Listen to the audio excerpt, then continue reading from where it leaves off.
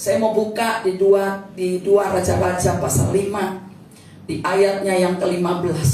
Kalau saudara bisa lihat di ayatnya yang pertama, itu keadaan Raja Aram, yaitu Naaman, yang sedang kena kusta. Dan oleh karena anugerah Allah, dia memperoleh jalan keluar. Nah, mari kita buka di ayatnya yang ke-15. Demikian saya baca bagi Bapak Ibu Saudara. Kemudian kembalilah ia dengan seluruh pasukannya kepada abdi Allah itu.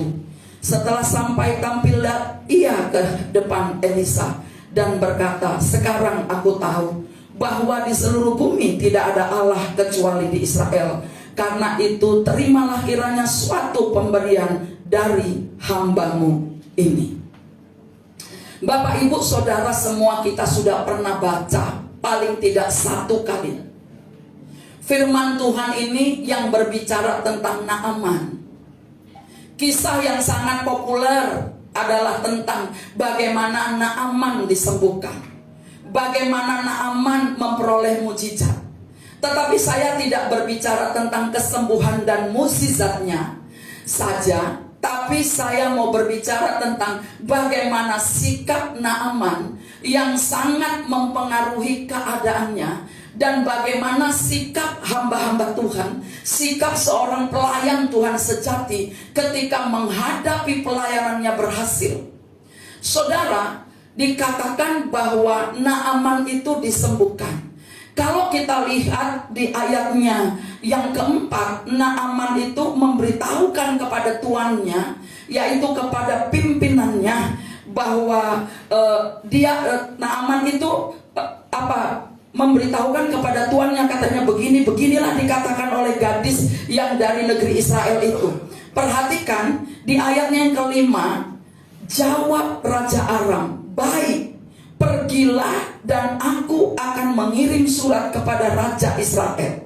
Lalu pergilah Naaman dan membawa sebagai persembahan 10 talenta perak dan 6.000 sikal emas dan 10 potong pakaian. Ia menyampaikan surat itu kepada Raja Israel yang berbunyi, sesampainya surat ini kepadamu, maka maklumkanlah kiranya bahwa aku menyuruh kepadamu Naaman, pegawaiku, supaya engkau menyembuhkan dia dari penyakit kustanya. Segera sesudah Raja Israel membaca surat itu, dikoyakkannya lah pakaiannya serta berkata, Allahkah aku ini yang dapat mematikan dan menghidupkan, sehingga orang ini mengirim pesan kepadaku supaya aku sembuhkan seorang dari penyakit kustanya?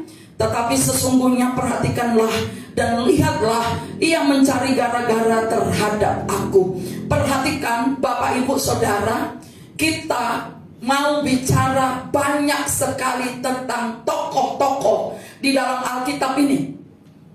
Yang pertama saya mau berbicara tentang hal yang sangat populer, tadi saya mau katakan. Tetapi mari kita lihat latar belakangnya, kenapa Naaman ini disembuhkan dan bagaimana kondisinya pada saat itu. Naaman ini kondisinya dia itu sedang kena kusta. Bagi orang zaman dulu, kena kusta itu artinya terkutuk. Kena kusta itu artinya menyedihkan. Mengapa? Karena penyakit kusta ini biasanya hanya dimiliki orang-orang yang sangat terkutuk. Tetapi ini seorang jenderal, seorang pegawai daripada Raja Aram itu kena kusta, dan mereka nggak punya tabib yang bisa menyembuhkan. Tetapi Naaman ini ternyata punya seorang pembantu rumah tangga, yaitu seorang budak, seorang gadis yang masih kecil. Itu berkata begini, Tuan, kalau Tuan mau sembuh, coba Tuan pergi ke Israel. Bapak Ibu Saudara, percayakah Bapak Ibu Saudara, Alkitab juga mengatakan keselamatan hanya datang dari Israel. Amin. Anak perempuan ini seorang pembantu rumah tangga. Dia memberanikan diri ngomong kepada tuannya. Perhatikan, dia seorang budak. Alkitab berkata kepada kita, dia seorang budak. Dia bukan hanya pembantu rumah tangga yang seperti sekarang. Dia budak, dia nggak punya hak. Tapi Tetapi karena dia punya kasih, dia punya empati kepada tuannya, dia melihat bagaimana menderitanya tuannya, dia ingat bahwa Allah Israel itu adalah Allah yang hebat. Maka dia menyampaikan isi hati Tuhan, menyampaikan berita Injil kepada Naaman bahwa nggak akan ada yang bisa menyembuhkan penyakit kusta. Sampai sekarang pun penyakit kusta nggak bisa sembuh. Penyakit kusta disembuhkan apabila kita bertobat. Dan ketika dia datang kepada Naaman dengan takut, bayangkan seorang budak menghadapi jenderal, pasti gemetar. Dia datang kepada Naaman dan berkata, "Tuan," mungkin dia sambil menunduk, gak berani lihat. Dia berkata, "Kalau Tuan mau sembuh, pergilah ke Yerusalem, pergilah ke Israel. Di sana ada nabi, di sana ada kesembuhan." Begitulah dikatakan gadis yang ada di rumahku. Dia cerita kepada Raja Aram. Raja Aram ini menulis surat kepada Raja Israel. Raja Israel ini raja yang gak mengenal Allah. Dia marah. Pola pikirnya salah. Dia salah dengar. Dia pikir Raja Aram sedang cari gara-gara. Tetapi puji Tuhan, di ayat berikutnya, di ayatnya yang ke-10, di ayatnya yang ke-9, benar? Kemudian datanglah, tadi saya baca tentang ayat 8, ayat 8. Segera, jadi saudara perhatikan ayat demi ayat ya. Perhatikan. Segera sesudah didengar Elisa, abdi Allah itu, bahwa Raja Israel mengoyakkan pakaiannya. Bayangin. Raja Israel putus asa. Kemudian apa kata Elisa? Dikirimnyalah pesan kepada raja, bunyinya, "Mengapa engkau mengoyakkan pakaianmu? Biarlah ia datang kepadaku, supaya ia tahu bahwa ada seorang nabi di Israel." Ya, boleh tepuk tangan. Kalau ragu-ragu gak usah, kalau ragu-ragu gak usah tepuk tangan. Aku tahu kok cacingan. Gak usah. Supaya engkau tahu masih ada nabi di Israel. Elisa adalah orang yang dekat dengan Tuhan. Dan bukan seorang yang hanya dekat. Dia pelayan Tuhan. Dia mengenal Tuhan. Dia percaya bahwa hanya Tuhan yang dapat menyembuhkan. Apapun penyakit kita sekarang, meskipun kita datang ke dokter, tetapi kita harus yakin dan percaya, kalau tidak disertai oleh Tuhan, kamu tidak akan sembuh.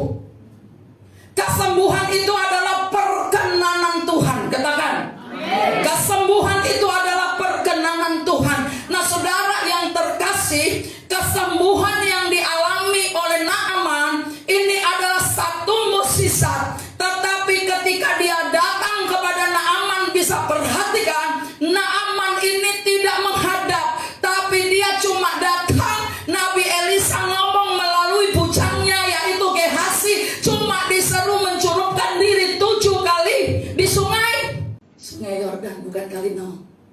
Ketika dia datang, dia cuma disuruh mencelupkan diri 7 kali di sungai Yordan. Naaman marah, sempat kesel. Dia berkata begini, kupikir dia itu keluar kayak nemuin aku ini kan jenderal.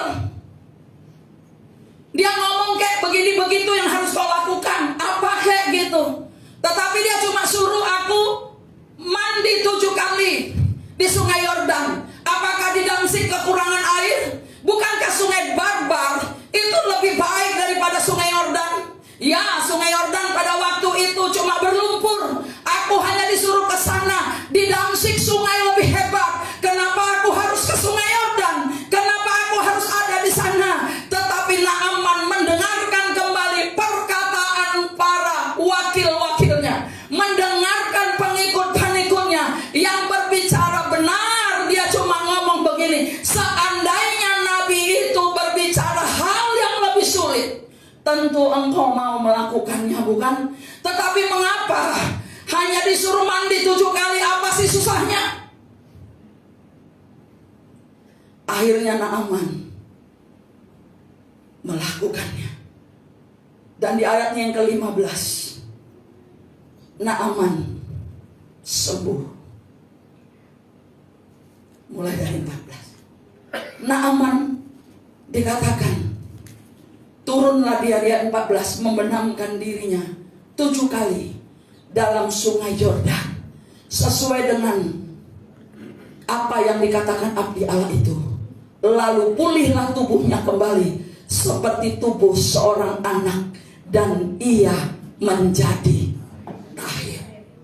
Bapak ibu saudara, ketika dia turun, kenapa sungai Yordan? Itu kehendak Allah. Kenapa 7 kali? Itu kehendak Allah. Allah punya hitungan, kita gak perlu punya urusan dengan itu. Allah cuma mau katakan kepada kita 7 kali ya 7 kali. Kalau Tuhan katakan kamu baptis harus selam, ya harus selam. Gak bisa pakai kata tedeng aling-aling berkata, dipercik juga bisa. Bukankah itu sudah perjanjian baru? Justru di perjanjian baru, kalau Allah bilang kamu harus dicelupkan, kamu harus dicelupkan. Kalau Allah bilang kamu ditenggelamkan, ya harus ditenggelamkan. Gak bisa dipercik.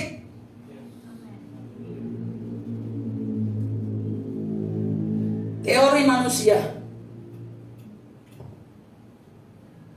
melawan Allah. Bapak ibu saudara, ketika Naaman sembuh, dia bersukacita. Perhatikan, sebelum dia berangkat ke Yerusalem, sebelum dia datang ke Israel untuk bertemu dengan Nabi Elisa, dari rumahnya dia sudah mempersiapkan persembahan. Dia sudah menyiapkan uang, pakaian, makanan, bahkan semuanya, minyak semua udah dia bawa. Artinya Naaman tahu bahwa saya nggak bisa datang ke rumah seorang nabi tanpa persembahan, karena Naaman ini penyembah berhala. Mereka terbiasa ketika mereka datang ke dukun, mereka harus tunjukkan dulu amplopnya.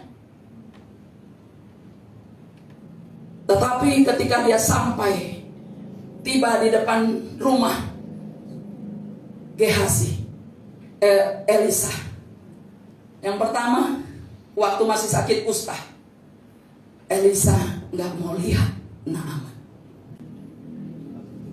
Saudara perhatikan, tetapi di ayat 16, ketika Naaman sembuh, Elisa mau ketemu. Elisa ketemu, Naaman ngomong gini, aku sudah sembuh, terimalah persembahan yang aku berikan. Tetapi Elisa menjawab, demi Tuhan yang hidup, yang di hadapannya aku menjadi pelayan, sesungguhnya aku tidak akan menerima apa-apa. Dan walaupun Naaman mendesaknya supaya menerima sesuatu, ia tetap menolak. Bapak ibu saudara, ketika kita sembuh, ketika kita ada mukjizat, ketika kita mendapat sesuatu, memang sepantasnya kita berterima kasih. Tetapi lihat jawaban Elisa. Jawaban Elisa ini penting untuk kita tahu. Dia ngomong begini, sesungguhnya aku ini pelayan Tuhan di hadapannya. Artinya Tuhan mencukupi kebutuhanku. Aku puas dengan dia. Aku gak pernah kekurangan. Meskipun kelihatannya aku miskin, tapi aku kelimpahan. Perkataan Elisa memuliakan Allah. Ingat, Naaman bukan orang percaya. Naaman bukan orang Israel. Naaman adalah suku lain. Dia adalah orang kafir yang datang kepada Elisa. Tuhan baik menyembuhkan. Dia mau memberikan. Dia sanggup memberi apa saja kepada Elisa, saking girangnya dia. Haleluya. Bukankah kita ini sudah banyak terima mukjizat, tapi masih rela kasih uang 2.000 di peti persembahan? Nilai Tuhan tiap minggu 2.000, paling banyak 5.000. Naaman, dia beri semuanya.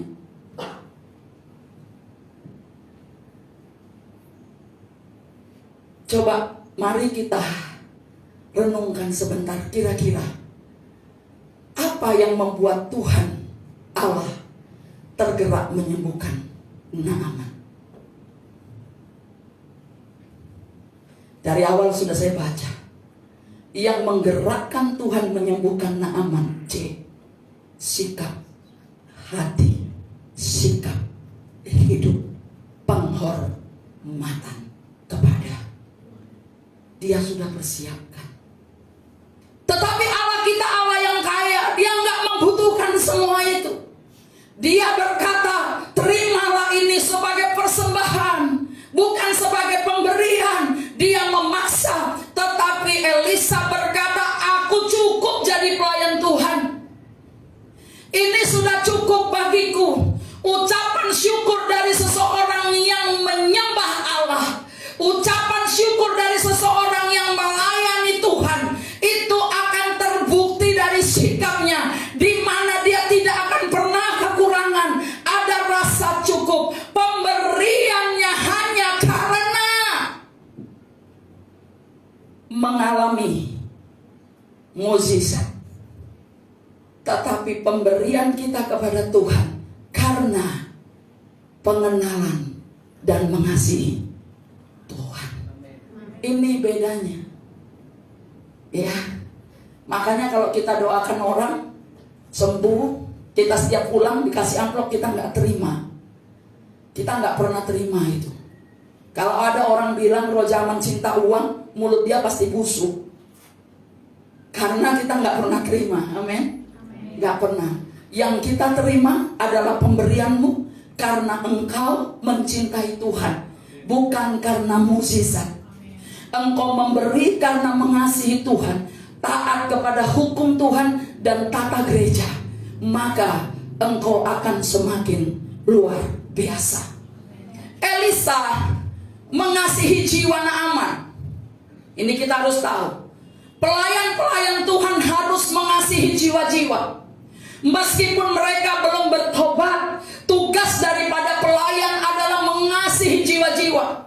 Orang-orang percaya yang sudah beribadah puluhan tahun harus punya empati, harus punya rasa kasih kepada jiwa-jiwa. Sama seperti pembantu yang ada di rumahnya Naaman, harus punya itu. Elisa mengasihi jiwa Naaman, bukan hartanya.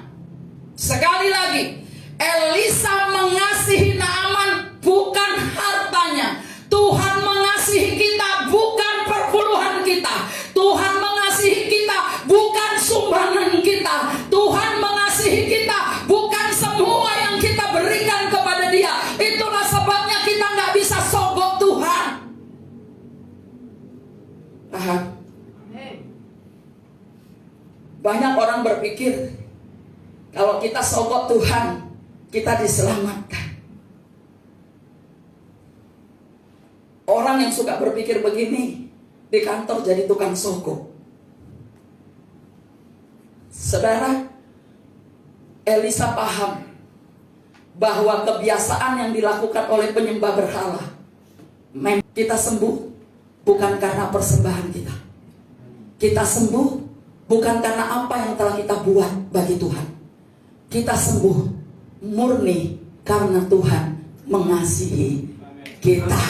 Haleluya, haleluya, haleluya, haleluya, haleluya, haleluya, haleluya, haleluya. Oleh penyembahan kita kepada Allah bukan berarti sogokan untuk Tuhan supaya Tuhan mengasihi kita. Engkau baik-baik melayani bukan supaya Tuhan mengasihi engkau. Tidak melayani pun Tuhan sudah mengasihi kita. Itulah sebabnya banyak orang gak bersedia melayani, karena dia paham meskipun gak melayani, gak berdoa, Tuhan tetap sayang. Tetapi ada perbedaan orang-orang yang suka berdoa. Dia dikenang oleh Allah dan dikenal oleh Allah sendiri. Orang yang suka berdoa, mereka hidupnya sungguh berbeda. Dia bercahaya dan dia kuat. Tepuk tangan untuk Tuhan meskipun saudara nggak suka berdoa. Nah, apa yang terjadi? Sikap Naaman ayat 17-18. sudah mengaku percaya. Kemudian dia bilang begini, baiklah Nabi Elisa, karena engkau tidak mau menerima pemberianku. Akhirnya berkatalah Naaman, jikalau demikian biarlah diberikan kepada hambamu ini tanah sebanyak muatan sepasang bagal, sebab hambamu ini tidak lagi akan mempersembahkan korban bakaran atau korban sembelihan kepada Allah lain kecuali kepada Tuhan. Dan kiranya Tuhan mengampuni hambamu ini dalam perkara yang berikut, apabila Tuanku masuk ke kuil Rimon untuk sujud menyembah di sana, dan aku menjadi pengapitnya sehingga aku harus ikut sujud menyembah dalam kuil Rimon itu. Kiranya Tuhan mengampuni hambamu ini. Dalam hal itu begini, kita sudah diterima sama Tuhan, sudah alami kesembuhan. Pak Pendeta, Pak Gembala harus maklum ya, kalau suatu waktu nanti aku tetap pergi berdukun, mohon maklum, karena terpaksa. Dia minta tanah sebagai lambang bahwa dia menjadi milik Israel. Tetapi Naaman lupa, bukan tanah tetapi perjanjian darah. Ada penebusan kalau kita mau diselamatkan. Naaman tidak mengerti firman, gak apa-apa karena memang dia orang fasik, tetapi dia masih minta kompromi, dia minta dimaklumi, minta persetujuan. Kalau nanti Raja Aram itu pergi ke kuil Rimon dan dia sujud menyembah di sana, sedangkan aku pengawalnya, aku mengapit dia, aku juga harus sujud, mohon diampuni. Dengar, Naaman sadar betul bahwa menyembah berhala itu dosa. Amin. Amin. Tetapi kita sering udah kenal Tuhan masih suka sembah berhala. Berhala gak selalu patung yang kita puja. Berhala bisa hobi kita, bisa pekerjaan kita, bisa uang kita, bisa saja kecantikan kita. Tiap hari bersihin wajah, tiap hari lebih banyak bersihin wajah daripada baca firman. Itu juga berhala. Berhala bisa saja hobi, tenis, berlebihan, boleh, olahraga perlu. Tapi ingat, jangan lupakan firman. Amin. Boleh jalan-jalan dengan teman, boleh, jangan lupakan firman. Harus seimbang. Naaman bilang begini, kalau nanti rajaku, Raja Aram itu sujud di kuil Rimon pada waktu-waktu tertentu, aku pasti ikut sujud karena menghormati dia. Tolong maklumi. Elisa ngomong apa di ayat terakhir? Apa dia katakan? Pergilah dengan, dia tidak bilang baiklah. Dia cuma bilang go with my shalom. Dia tidak berkata pergi dengan rahmat Allah, dengan aku pergi. Kenapa? Karena dia nggak bisa paksa Naaman untuk betul-betul bertobat. Saya pun nggak bisa paksa saudara kudus, nggak bisa paksa saudara hidup benar. Saudaralah yang punya keputusan. Kalau memang saudara sudah ketemu Tuhan, apa ruginya kehilangan pekerjaan itu? Bukankah dia seorang jenderal? Apa ruginya dia mengundurkan diri? Saudara, ikut Tuhan gak gampang. Ada akan menuntut engkau melakukan ini dan itu. Apa yang terjadi ketika Naaman bilang begitu? Dia cuma bilang go with my shalom. Sudah, pergilah. Yang jelas kamu sudah sembuh. Nanti di belakang urusanmu sendiri. Aku sudah melakukan tugasku dengan baik dan benar. Aku sudah lakukan. Pergilah dengan selamat. Dia tidak berkata Tuhan memberkatimu. Jadi kalau baca Alkitab harus melototin itu. Kenapa ya Tuhan nggak ngomong Tuhan memberkatimu, cuma dia bilang pergilah dengan selamat. Mari kita lihat, di tengah-tengah seorang hamba Tuhan yang hidup benar, selalu ada hamba Tuhan palsu. Namanya siapa? Gehazi. Ini terjadi di alam kenyataan. Mari perhatikan di ayatnya yang keberapa. Waktu dia sudah pergi, ketika dia meninggalkan Nabi Elisa,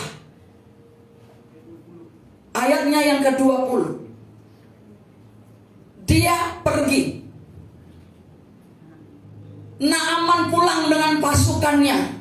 Gehazi perhatikan dan lihat dengan jelas, waktu semua persembahan yang menggiurkan itu ditolak, Gehazi punya pikiran, ini Nabi Elisa munafik.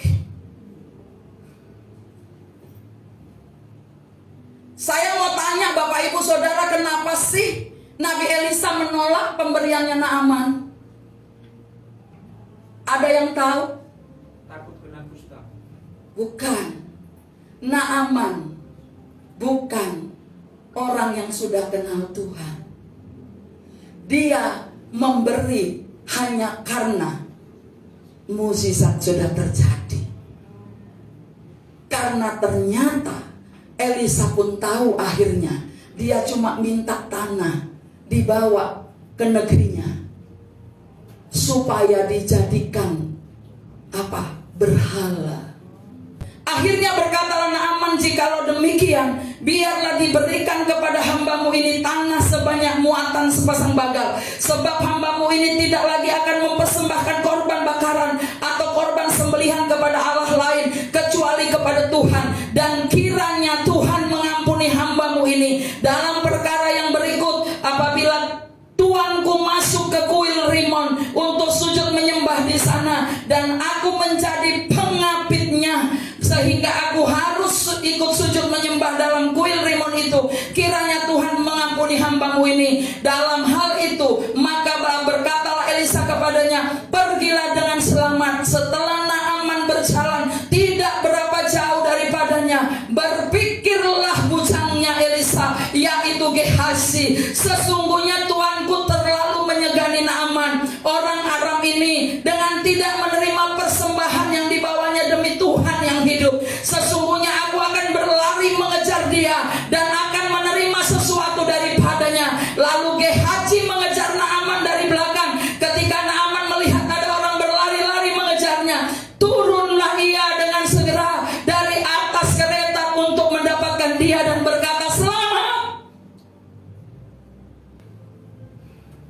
Bapak Ibu Saudara, selagi Naaman pergi dan Elisa menutup pintu rumah, kemudian masuk rumahnya, tetapi Gehazi datang dan berkata kepada Naaman, tuanku Elisa sungkan.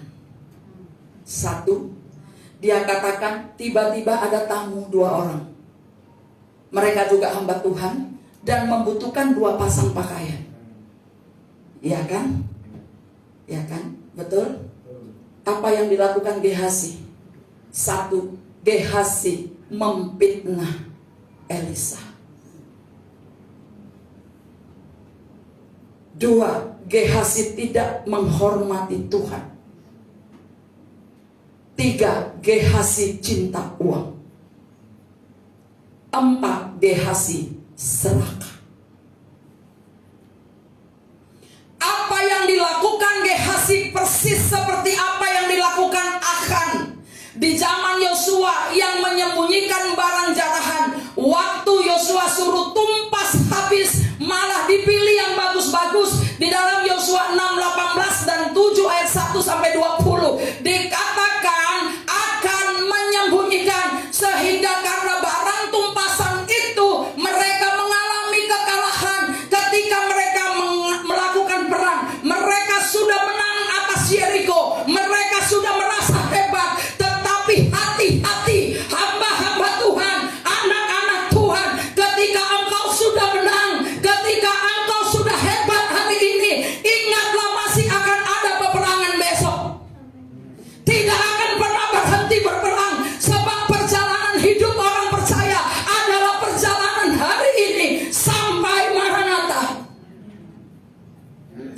pernah berpikir setelah menang kau bebas?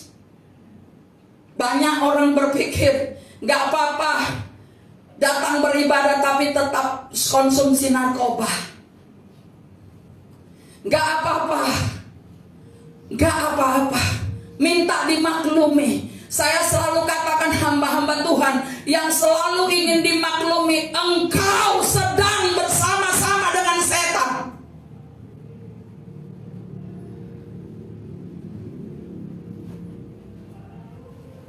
Yang berikutnya, Gehazi berusaha berdusta untuk dipercaya oleh Naaman. Waktu Naaman berkata, silakan ambil, ayo, apa yang kamu mau, ambil. Bahkan Alkitab mengatakan, uang yang didapat bisa beli kebun, kambing, domba, lembu, sapi, bisa untuk hidup 7 turunan. Belum lagi pakaian, emas, perak, makanan. Semua ini memang menggiurkan. Bukankah jabatan sangat menggiurkan? Bukankah itu jabatan penting? Kenapa orang-orang rela sogok? Kenapa orang-orang rela hidup gak benar untuk sebuah jabatan? Tetapi dengar baik, bagi Tuhan jabatan gak penting. Bagi Tuhan adalah pengangkatan yang penting. Dia berkata, siapa lawanmu kalau aku bersama-sama dengan engkau? Kalau ada orang yang berusaha tutup pintu, aku buka pintu. Kalau ada yang ingin menurunkan kamu, kalau engkau benar, kamu akan diangkat. Aku yang akan engkau mengangkat, kau naik dan bukan turun. Aku akan menjadikan engkau kepala dan bukan ekor. Tapi orang Kristen suka jadi ekor di dalam kerohaniannya. Perhatikan cara-cara orang sekarang. Waktu nanti akan ada pemilihan, baik kepala desa, kepala daerah, kepala lorong, kepala lingkungan, kepala marga, bahkan kepala di organisasi gereja. Ada banyak cara hanya untuk sebuah jabatan, untuk menjadi pemimpin. Banyak orang mengorbankan Tuhan dalam hidupnya. Gehazi berdusta, tetapi Elisa berkata apa? Waktu dia bertanya, dari mana kau Gehazi? Dia ngomong gak kemana-mana. Gehazi berpikir Elisa gak tahu karena Elisa sudah tutup pintu masuk rumah. Tetapi apa kata Elisa kepada Gehazi? Bukankah aku bersama-sama dengan engkau waktu engkau pergi dengan orang itu? Gehazi lupa Elisa hamba Tuhan yang hebat. Gehazi lupa Elisa hamba Tuhan yang diurapi. Gehazi lupa Elisa itu punya pewahyuan, punya penglihatan. Dia bisa melihat apa yang orang lain gak lihat. Waktu dia ngomong gitu, maka tambah dosa berikutnya, Gehazi harus berdusta. Dan apa kata Elisa kepada dia? Karena engkau melakukan itu dan melukai hati Tuhan, menghina Tuhan, engkau cinta kepada barang-barang itu semua, maka sakit kustanya Naaman pindah kepadamu dan kepada anak-anakmu dan keturunanmu. Perhatikan, ketika orang tua melakukan dosa, anaknya ikut terkutuk. Itu nanti dibaca saja ayat-ayat berikutnya. Sebagai bapak rohani yang begitu mengasihi Gehazi, Elisa ngomong gini, my heart go with you. Batinku pergi bersama dengan engkau. Aku tahu apa yang kau lakukan di tempat tersembunyi. Dengar Bapak Ibu, gak ada satupun yang bisa kita lakukan di tempat tersembunyi. Tuhan melihat kita. Meskipun kita tidak melihat Tuhan, tapi Tuhan melihat kita. Naaman memberikan semua itu bukan menghormati Gehazi, karena Gehazi datang atas nama Elisa. Gehazi, Naaman memberikan itu karena hormatnya kepada Elisa, bukan kepada Gehazi. Semua pemberian itu karena dia tahu dan menghormati Elisa, nabi yang hebat itu. Dia tidak berpikir negatif. Dia tidak bilang, tadi katanya nggak mau, sekarang kok mau. Enggak, dia nggak berpikir begitu. Dia bukan kita. Dia cuma bilang, ambillah, ambil. Kenapa? Karena memang sudah dipersiapkan dari rumah, sudah dipersiapkan dari awal. Jadi nggak ada masalah. Kalau kamu pun yang datang atas nama daripada Elisa, silakan ambil.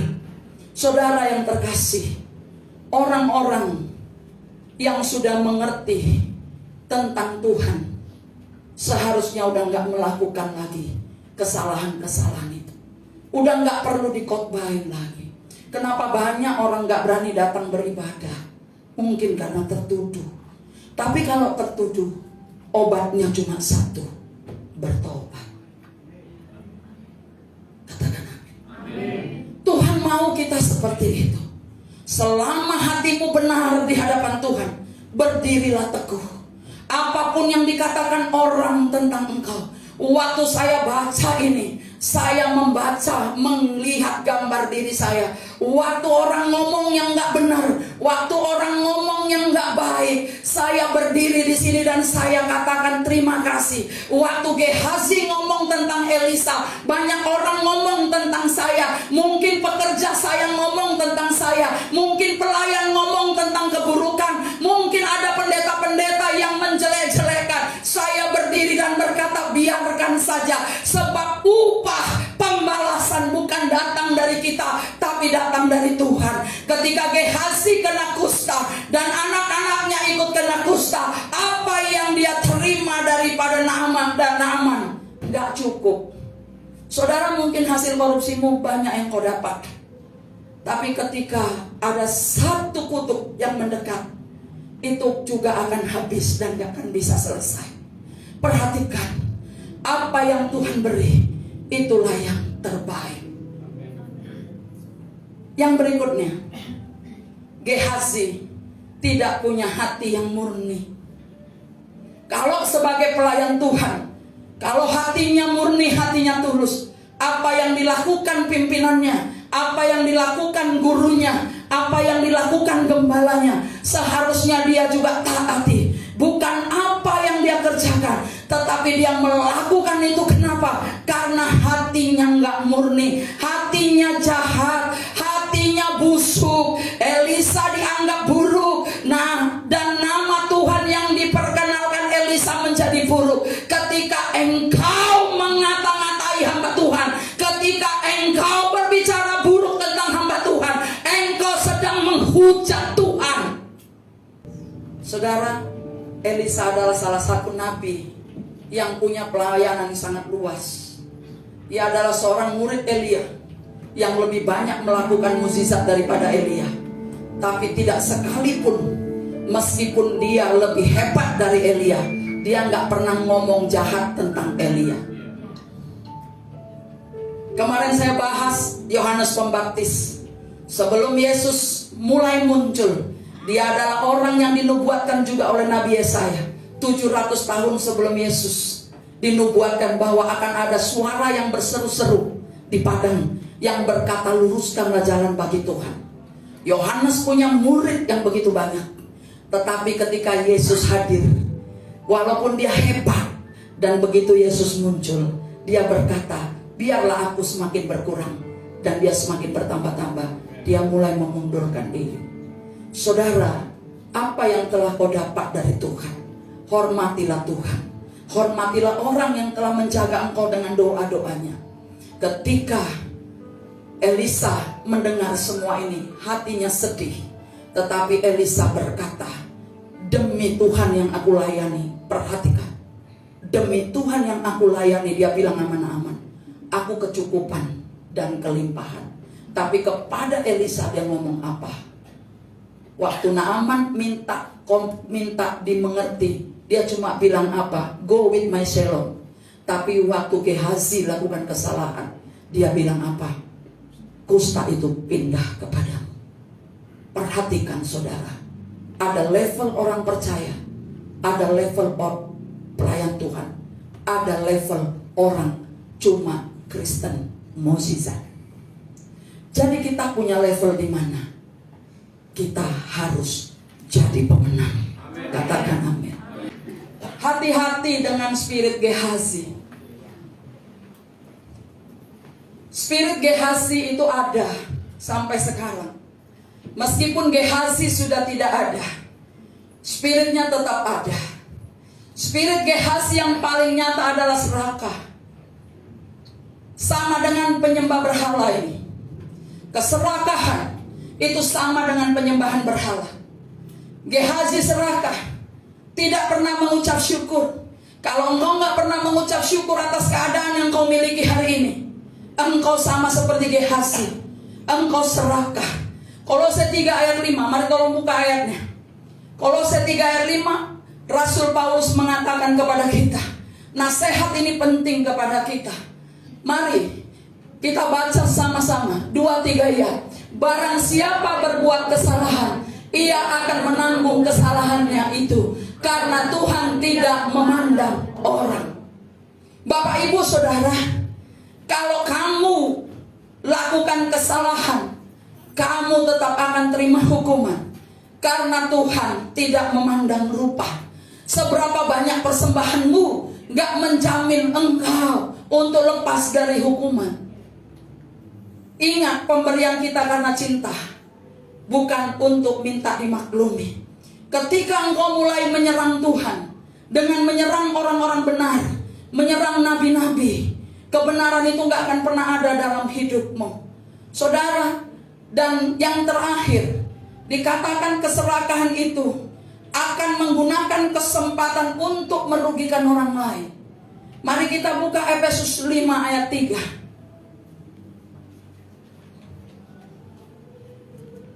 Efesus 5 ayat 3. Ini dia.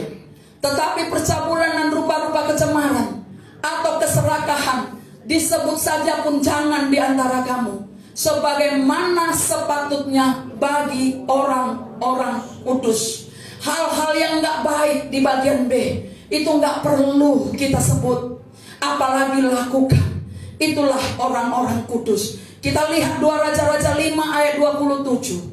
2 Raja-Raja 5 ayat 27. Kita semua akan bebas dari kusta rohani. Katakan amin. Kita akan bebas dari semua ya spiritnya Gehazi. Perhatikan, kita baca sama-sama 2-3 ya. Tetapi penyakit kusta Naaman akan melekat kepadamu dan kepada anak cucumu untuk selama-lamanya. Maka keluarlah Gehazi dari depannya dengan kena kusta putih seperti salju. Bapak ibu saudara, bukankah Tuhan baik kepada kita? Nantikanlah dia. Biarlah Tuhan memberkati kita pada waktunya. Jangan lakukan kecurangan, jangan lakukan keserakahan, sebab Allah itu adil. Tahun ini adalah tahun pembalasan yang paling adil, yaitu Pei Gimel. Tahun di mana mata Tuhan tertuju kepada kita. Dia tidak pernah tertidur, saudara. Nah, apa akibat ketidakbenaran? Mendatangkan kutuk. Mungkin kita ada pernah lakukan itu.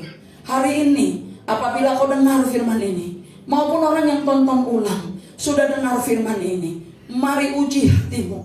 Jikalau memang kau tertuduh, berarti itu benar. Tujuannya Tuhan kamu tertuduh adalah apa?